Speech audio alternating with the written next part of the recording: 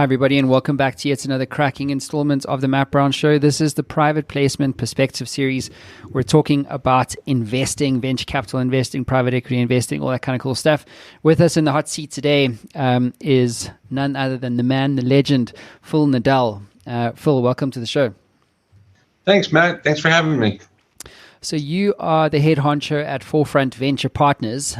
So I'd love for you to kick our viewers off and our audience around the world catching this on the podcast. Thank you, all of you, for continually checking in.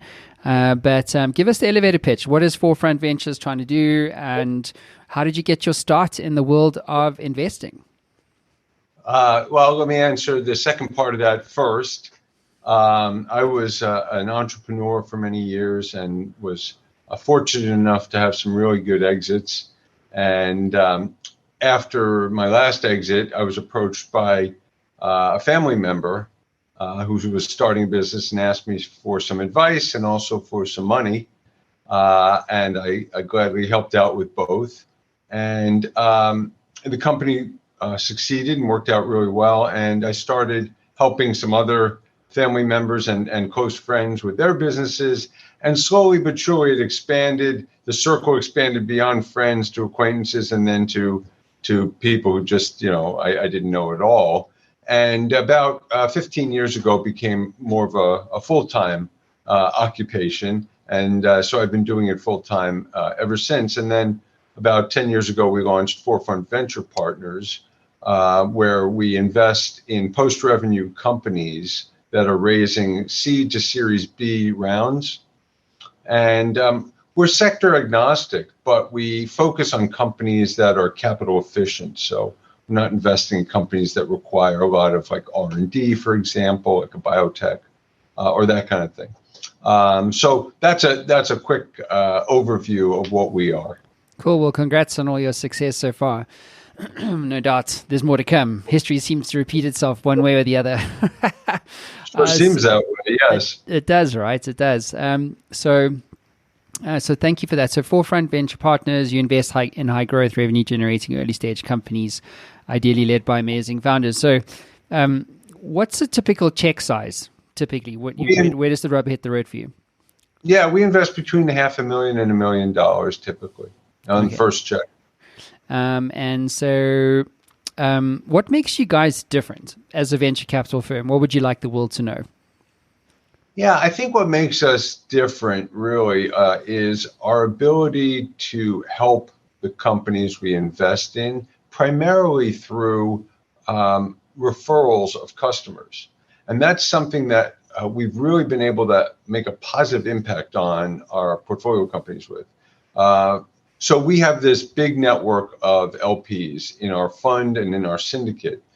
And they are really eager to help the companies we invest in. Even if they're just investing a small amount with us in the deal, they're eager to help. And so because we have so many LPs and they're very well connected, they've been able to refer a lot of customers to our portfolio companies and make a lot of good strategic introductions. So that's the number one thing. Secondly, we help with just strategic guidance, advice, and fundraising, additional fundraising.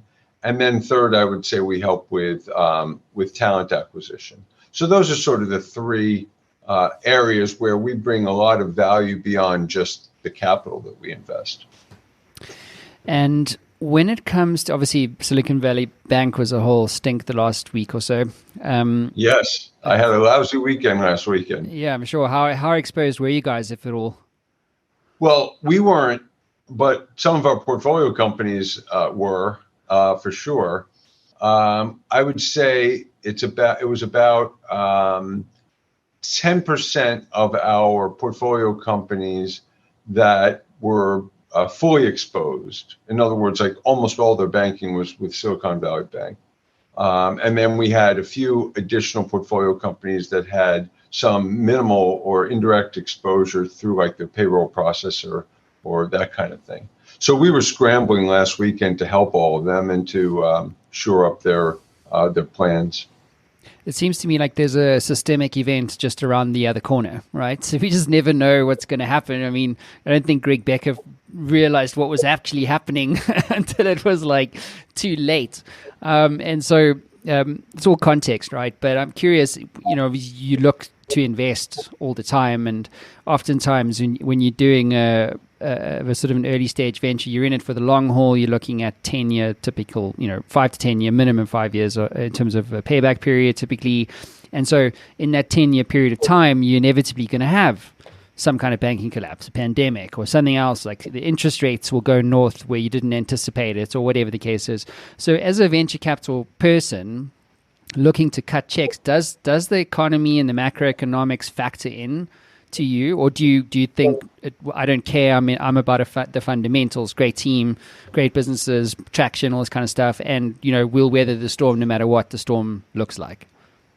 Well, I think it's a combination, right? So we have to take the macro economic environment into consideration when we're investing. I mean, as an example, during COVID, this is sort of an easy example, right?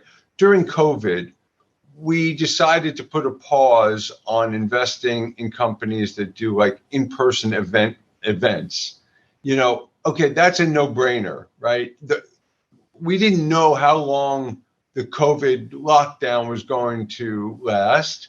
And to invest in a company that does in-person events that are basically shut down during COVID seemed irresponsible, right? So, of course, naturally, we did not do that. So those kind of macro conditions need to be assessed when you're looking at any investment. And like another example is during COVID, like we put a pause on investing in travel-related companies because also that sector was sort of shut down. So, but having said that, our focus is on great founders and really smart, resilient, resourceful founders. And what we found was that the companies we had already invested in, and to use those same examples in travel and events prior to the pandemic, the ones that were led by outstanding founders found a way to make it through COVID, and not only make it, but thrive, which seemed to me at the beginning of COVID to be inconceivable, but yet they did. So it sort of makes the point to us about the importance of investing in really great founding teams who will find a way in any kind of market or with any kind of macro conditions to make it through and to thrive. So that's why I say it's a combination. Your LP syndicates, how does the economy and that kind of stuff factor in their thinking when it comes to venture stage investing when things are uncertain, say?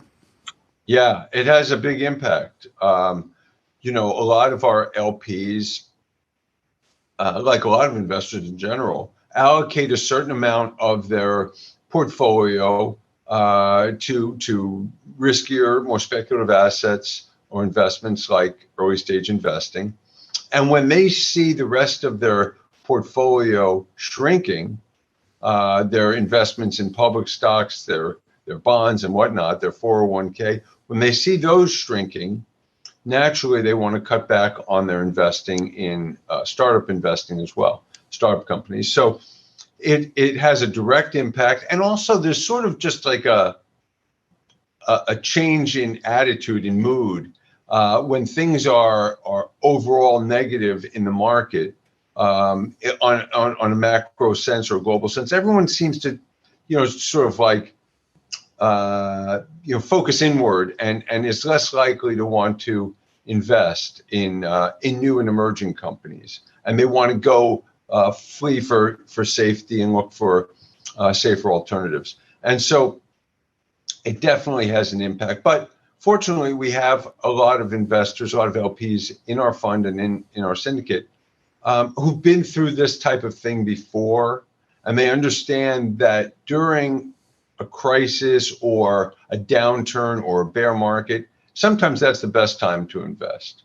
And sometimes you're going to get the best deals, the lowest valuations, and be able to find companies that are surviving in tough times. So the more experienced investors or LPs in our syndicate understand that and will continue to invest throughout. How do you find LPs? Are they lying on a park bench somewhere? They are. They're lying on a park bench, and we go scoop them up. No, fortunately, we've been out at this for a while, and we don't do much in the way of outreach. They seem to find us. Some of them find us through the AngelList platform, which has been a great platform for us for LPs to discover us. And some hear about us on podcasts like the Matt Brown Show, and are finding us on AngelList or through our website or LinkedIn. And so, yeah, we're very fortunate that way. We've had some good press because we've had some good exits in our portfolio, and so that attracts new LPs as well. Success breeds success, I guess. Yeah, exactly. I know what you're talking about. Hashtag Matt Brown Show. Yeah, that was the point. That was the point of my answer. Yeah, thanks for the plug. My job. I'm canceling the rest of the interviews for today. I'm not going to plug the other podcast that I'm on regularly. Oh, really? Yeah, we don't do that. No, I'm not going to mention. No. Cool. So, I want to double click on your decision making process around making an investment. So, you mentioned great founders, resilience, this kind of stuff. What other key factors are important for you when cutting a check? Yeah, so the key thing is we're looking for companies, founders that are solving a significant pain point in a large addressable market, and they're doing it in a better or differentiated or unique way, a really much improved way. So they've got to be solving a significant pain point. There has to be a reason why their customers are wanting or needing this solution, and they've got to be addressing a large enough market that it makes sense to invest. And then the key again is doing it in a really better way, so that we compare their solution to the competitors or the other options. It just stands out to us that it's 10x better. So that's really the core fundamental. And then we go from there, of course, in terms of, we look at, are they able to acquire customers in a cost efficient way? Have they figured that out yet? Early product market fit and early customer acquisition in a capital efficient way. Those are critical things for us as well. And we're very sort of numbers driven. So even though companies we invest in are early, we're looking at their early numbers and trying to get a sense of, is this a sustainable business, a scalable business? Where does it go wrong? Obviously, you've been in this game for a lot of time. I can only imagine the thousands of potential could have beens in terms of, being backed by you and your firm and all your LP syndicates. So where does it go wrong?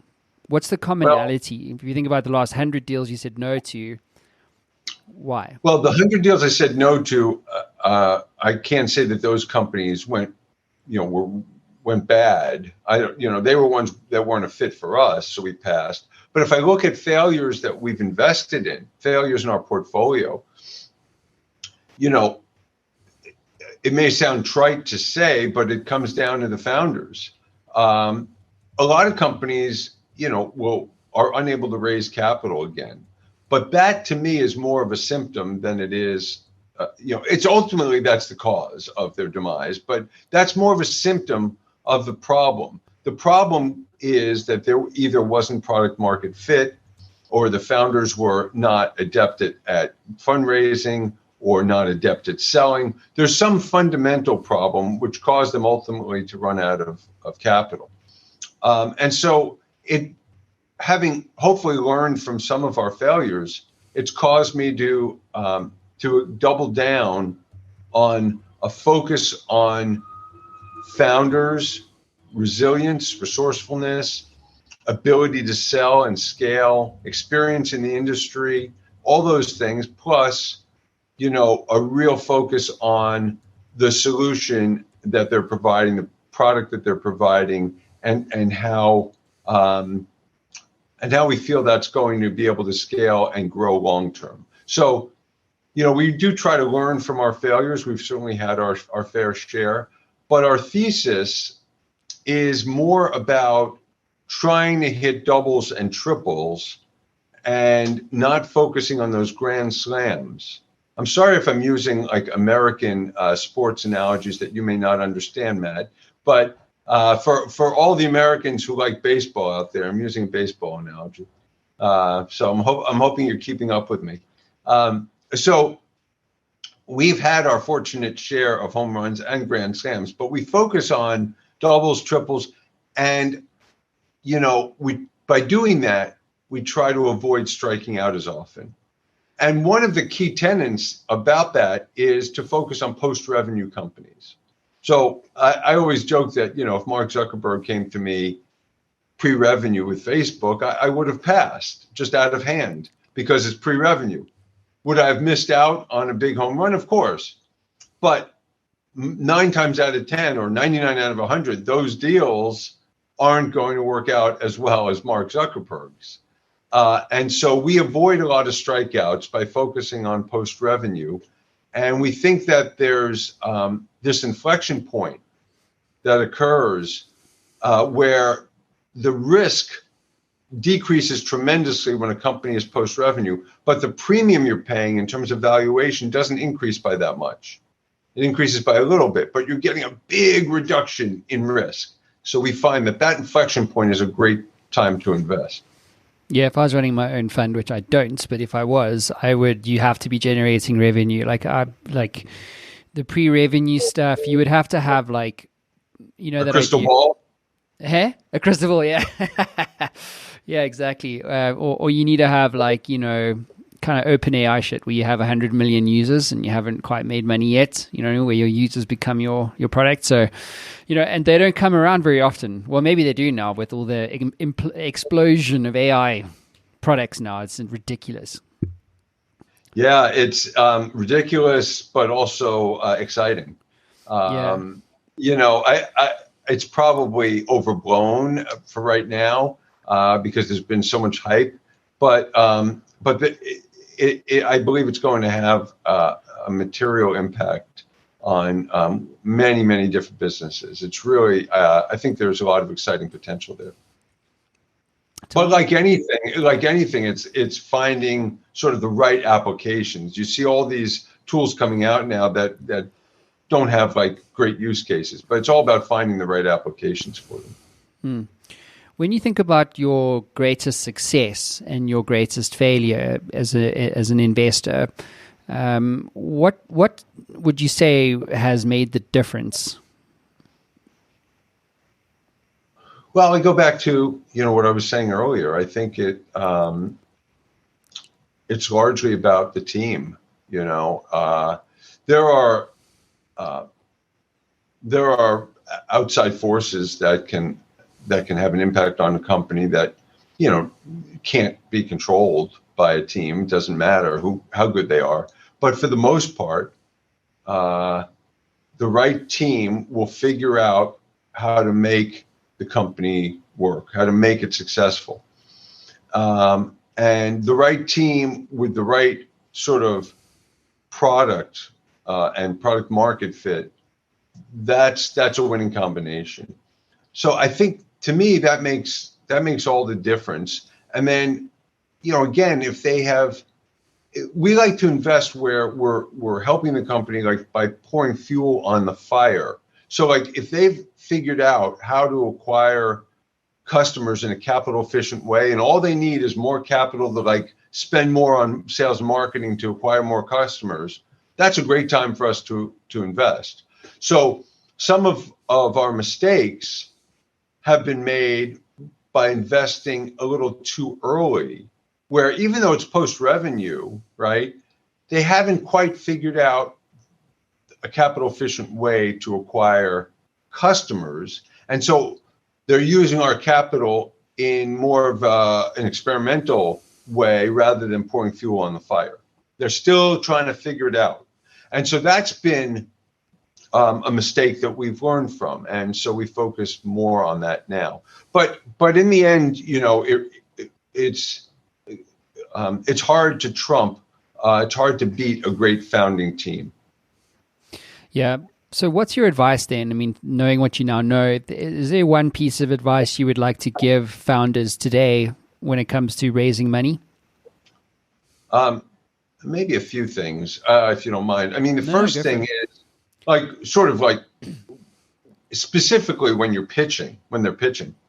I think a lot of founders make the mistake of not keeping it simple. So remember that if you're pitching to a generalist investor, we're not experts necessarily in your field. We don't understand necessarily all the jargon and all the nuances. And so you have to ease into it and keep it simple at first. And the best way to do that is to really properly explain in simple terms the problem that you're addressing. What is this problem that you have identified? And then what is the solution that you're using to solve it? But that should be kept really simple. And I've seen too many presentations and too many decks where right from the first slide, they're diving into the specifics, the nuances of the business, instead of keeping it at a high level for an initial pitch. We can get into, and we will get into the details and into the nuance of the deal and the product. But initially, get me excited about the problem and the solution. Convince me why it's a real problem affecting a lot of people or companies, and how you're solving it, and how you're solving it in a better way. I see decks that have a slide devoted to the competitive landscape, which is great. It identifies the competitors, and it doesn't explain they use, a grid. It doesn't explain to me why they're superior, why they're better. I mean, that's ridiculous, right? I don't want to just see that there are competitors. I want to know if you're better and in what way. So those are some of the things I would advise founders who are pitching, who are trying to raise money. I think it's just, it comes down to making a really simple, sound pitch initially. Yeah, keep it simple, stupid. It's exactly that old KISS acronym. The KISS acronym. Right, so we're going to take a quick break, Phil, and then we'll be back. The Matt Brown Show is presented by Carafin, an investment bank that offers and supports direct private investments in U.S. operating companies. Over the past 20 years, investors have placed over $1.2 billion of private debt and equity in more than 100 companies through Carafin and its affiliates. Carafin leverages technology to empower its community of investors to deploy their capital far more efficiently than ever before, and connects their community of engaged investors with worthy companies. Invest portions of your portfolio in direct private investments today. Visit carafin.com/Matt Brown Show for more.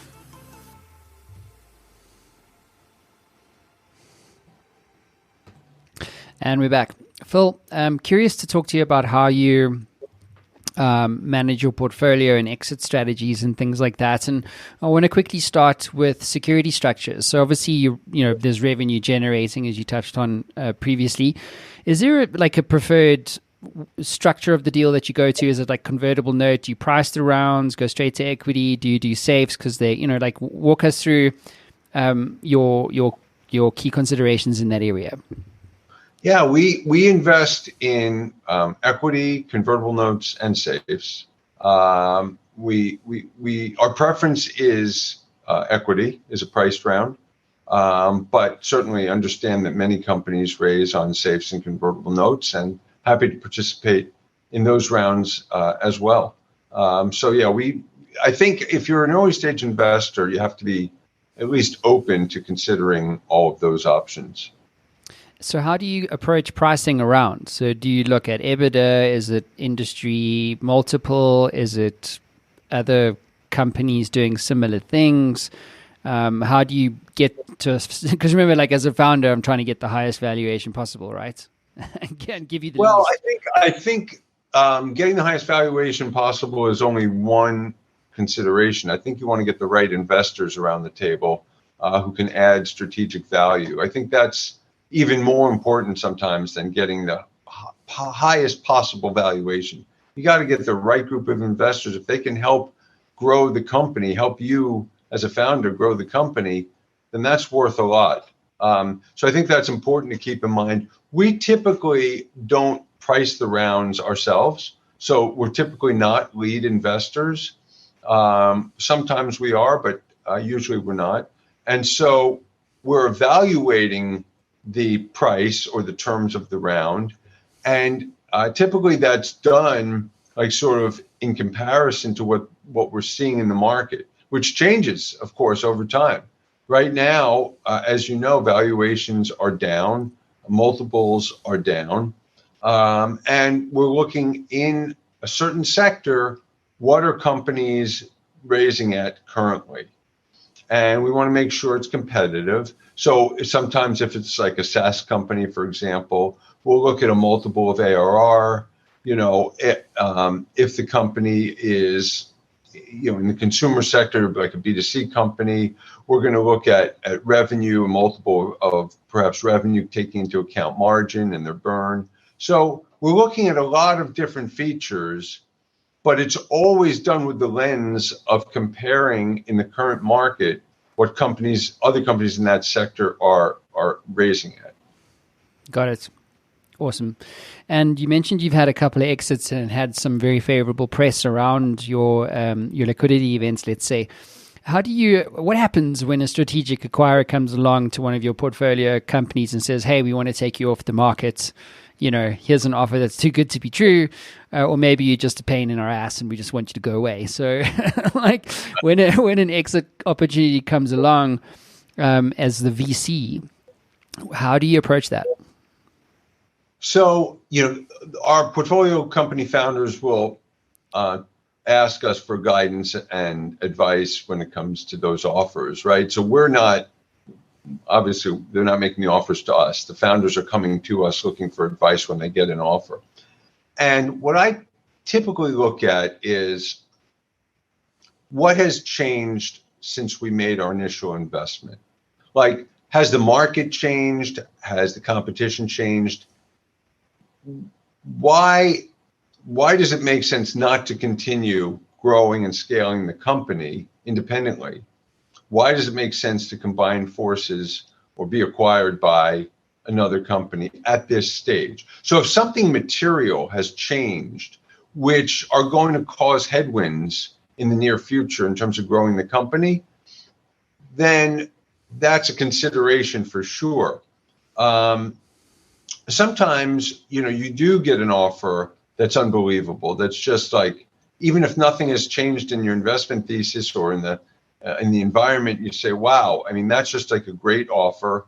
And we need to take advantage of that because something like this may not come around very often.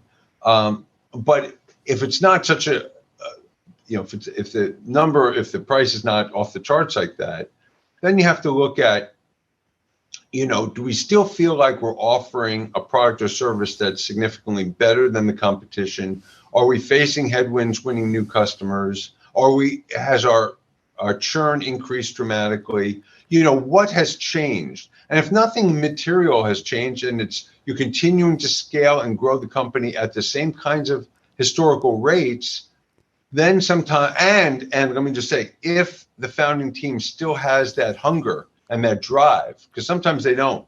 If they still have that drive and that motivation, then sometimes it's better to pass and take an offer a few years down the road when you're larger. I love that point about hunger as a team, because sometimes I'm over it. Like, especially because you go from like seed stage, like my company, like my previous one, we were a media company doing cool things for tech companies. Anyway, long story short, we doubled revenues every year for 3 years. And I got to a point where it's like 55 people. And I'm like, this sucks. Yeah. I get that. I get that. Make it I've stop. been there. And also, you know what else? In addition to just burnout, founders oftentimes want to take some money off the table. And they've been at it for a long time. They've been getting a salary, but not much else. and they see this opportunity to put a lot of money in their pocket, and I can't blame them for wanting to take advantage of that. So even though sometimes it's maybe I would rather stick with it for a few more years and grow the company more, they have a personal interest in cashing out now because, of their whatever their situation is. They want to take some money off the table personally, and I get that, and I respect that, and we always honor that when founders tell us honestly that that's the reason that they want to sell at this stage, and that's an indication, and they're not going to be happy, I think, and they're not going to have the same drive if we have to pass on the offer. Yeah. What keeps you up at night, Phil, when you think about venture capital? Everything. I don't sleep when I think about what, Matt? Venture capital. So do you think about, I don't know, is it the carry? Is it the performance of the portfolio? Is it like... Yeah, literally, it's like everything. It's like, what's the next bank crisis? What's the next COVID? How are my companies going to survive? What can I do to help them? Which companies are running low on cash and what can they do to raise? Who can I introduce them to? Which investors can I introduce them to? Which potential customers? What connections can I make? My brain is going nonstop with all these questions all the time. On the one hand, trying to look at what is coming down the pike that could surprise us in a negative way, like some recent events. And on the other side, what positive things can we do to impact our companies and help them? And in a bigger sense, like sort of what are the new opportunities? You mentioned AI before, like sort of what are the new opportunities? How do we think about those in terms of our investment thesis? Where do they fit in our investment thesis? Is it too early for us to jump in and try to back a company in that area? Do we want to sit back and wait and see how it plays out a little bit?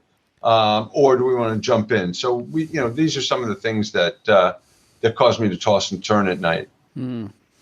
Yeah, it's it's an interesting space to be, being in the middle, right? Because it's kind of like you don't really drive the car, but you're responsible for it in some way.